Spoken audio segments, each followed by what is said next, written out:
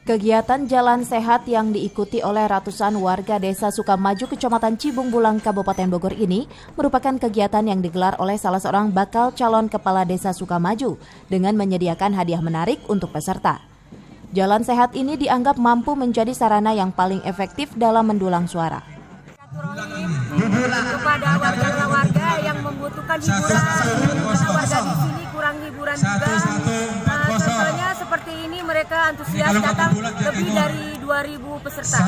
Saya ingin Desa Sukamaju ini jernih, bersih, dan ada membangun jiwanya untuk berlingkungan sehat.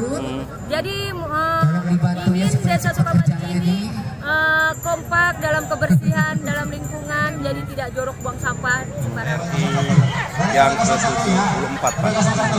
Jadi di sini kami warga keluarga besar Sahara dalam rangka silaturahim ingin mempersatukan warga-warga dalam hal kegiatan yang positif, Pak, yaitu Jalan Sehat Sahara Nyata. Selain bisa menyehatkan warga melalui jalan santai, ajang ini pun menjadi sarana hiburan bagi warga. Dari Cibung Bulang, Kabupaten Bogor, Mande Jajar melaporkan.